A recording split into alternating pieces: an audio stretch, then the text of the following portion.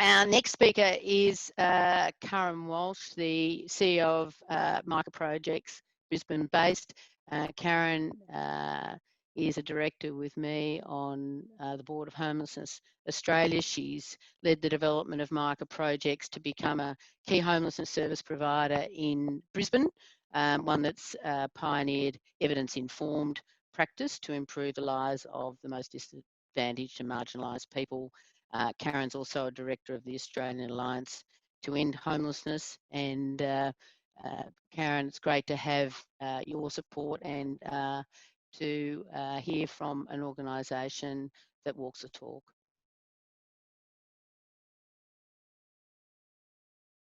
You're on mute, Karyn. Yeah, just trying to find the button. One of those skills that we've learnt over the COVID period. Thanks, Jenny, and thanks everybody for your contribution. It's been fantastic listening to people's insights, but also I think just repositioning of our commitment to see people as citizens in Australia, not just consumers of services, when you hear the themes of what everyone has been saying. But I acknowledge the traditional owners and of the Jaguar and Turrbal people of Brisbane. And one of the things during COVID that we are certainly recommitted to is really wanting Aboriginal and Torres Strait Islander organisations to be governing the response to Indigenous people who both experience mental illness and who are homeless. Over the COVID period, it's been like 30% of the people we've supported have identified as Aboriginal and Torres Strait Islander. And we, with all of the things that everybody has said, you know, about wraparound support, integration with community, integration with culture, we would really like to see more leadership and investment into integrating with the primary health services that are so innovative and have led the way in integrated healthcare across Australia for 40, 50 years now. Look, I don't want to repeat anything that anyone's already said, and but my reflections of the last few months and where we're at now are that more than ever, I think we do have to consider how we do keep campaigning around the needs of people who are homeless, people with a mental health experience, and this whole issue of siloed approaches to people's lives, and that somehow we as NGOs are engaged in transactions of support rather than in a holistic response to people, that we can't just work with the individual on one issue anymore. We can't ignore the community, which, you know, other speakers have spoken to.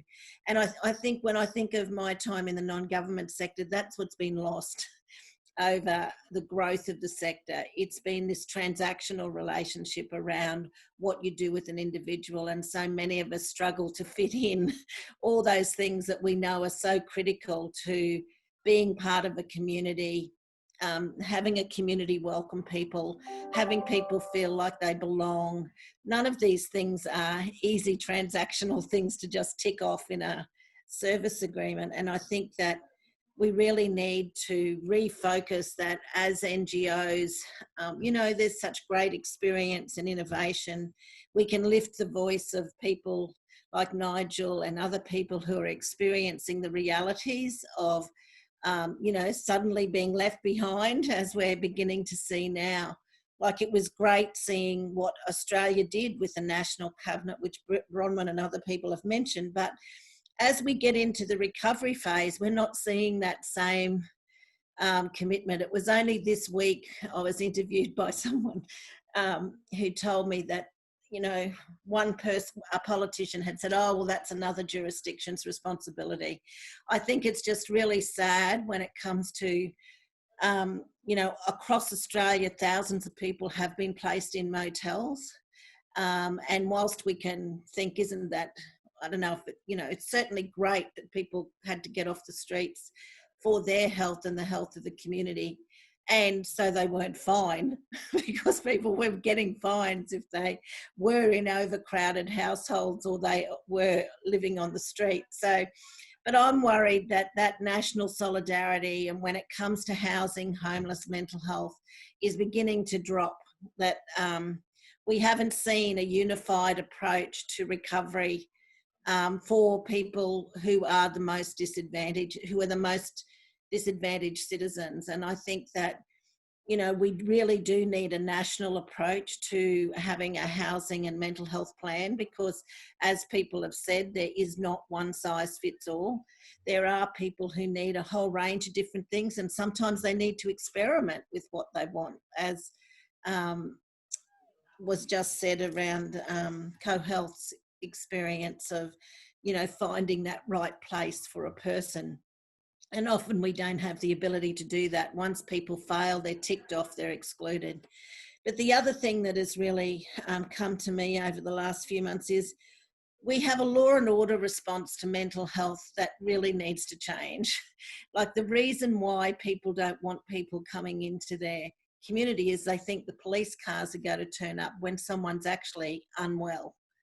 And I think we need more community-based responses that don't stigmatise, that don't discriminate, that really are about healthcare. They're not about a person's health and well-being. They're not about having the police having to manage behaviour that could be managed just as well by someone with really good skills of dealing with someone in a psychosis or a critical situation. So I think that we just have to really put forward all of the information we know, the sustaining tenancy models, the housing rental models, the support models, but that opportunity that Matt, the first speaker, what was his name? The Foley. I see I'm a Queenslander.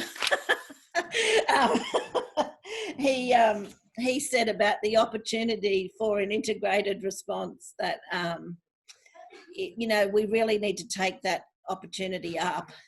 But unfortunately, we don't want to leave people being left behind. And Jenny, I'd just like to affirm Parity and CHP for really being at the forefront of keeping the evidence of the sector, the innovation and the voices of people with lived experience into the debate. And one day, I just hope soon we'll see the fruits of some of that work, because I think the recovery process is not putting a lot of Australians centre to it. They're beginning to be left behind. And, you know, once we see the income issues, you know, it's all going to take a spiral down. So let's keep working together to get the spiral going up again. Thanks, Karyn, and thanks for Micah's involvement with Parity, including with this edition, and I think for building on Nicole's emphasis around integration with primary healthcare, which you've always championed, but also pointing to the burning bridge that we have of all these people in hotels. And I think I'm increasingly becoming concerned, our community's willingness to see those people drift back to the streets without support and without getting a housing outcome. So we've got the fight ahead of us. So thank you.